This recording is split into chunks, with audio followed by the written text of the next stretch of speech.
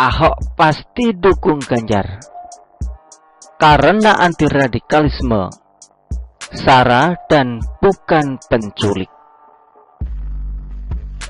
Saya yakin Ahok tidak akan memilih orang-orang yang pernah bermasalah dengan dirinya di masa lalu.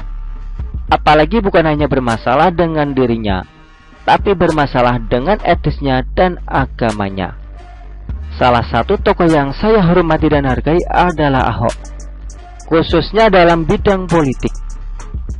Bapak Ahok yang memiliki nama asli Basuki Cahayapurnama sangatlah luar biasa dalam mengedepankan integritas sebagai seorang politisi yang jujur, berani, transparan, dan profesional. Dia bukan orang yang menjual kata-kata dan sembarangan berbicara soal kebangsaan yang dibalut atau yang dipakaikan jubah agama atau jubah keetnisan. Bagi saya, apa yang dikerjakan Ahok selama dia menjabat menjadi politisi dari Bangka Belitung sampai Jakarta adalah pencapaian yang luar biasa, dan integritas tinggi dia tunjukkan dengan mantap. Kita melihat pada tahun 2014 dan tahun 2019 dia memilih Joko Widodo sebagai presiden unggulan saat itu, dan pada akhirnya dia menang.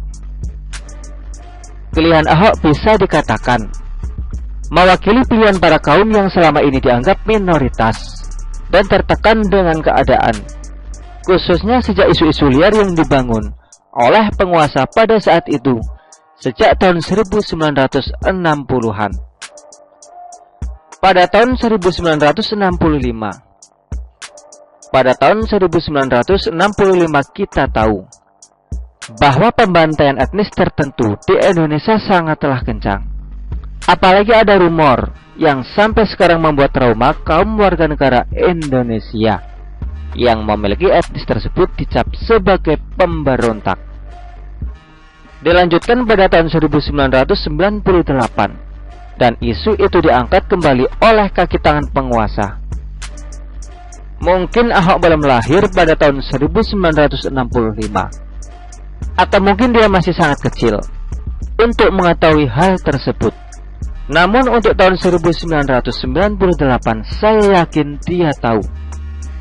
Dan sehingga pada tahun 2016 dia mulai maju dan berani untuk tampil menjadi showcase bagi perpolitikan negara ini dengan meletakkan standar yang begitu tinggi bagi seorang pemimpin politik, khususnya pemimpin daerah.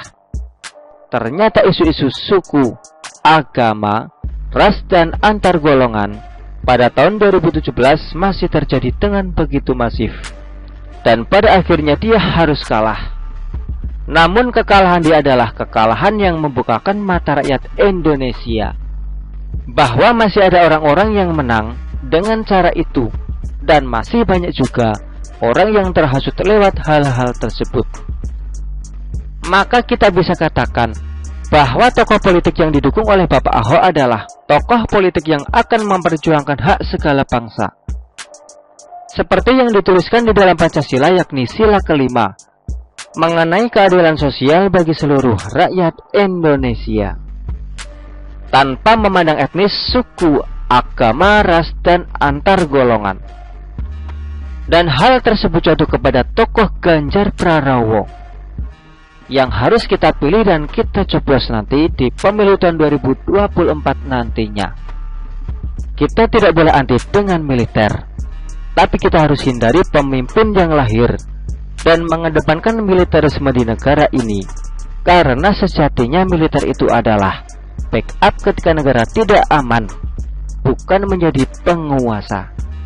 Kalau militer menjadi penguasa, ya kita nggak akan maju seperti 32 tahun di era Soeharto dan 10 tahun di era yang kita kenal sama-sama sebagai era autopilot yang hampir merusak NKRI, namun diselamatkan oleh Presiden Joko Widodo.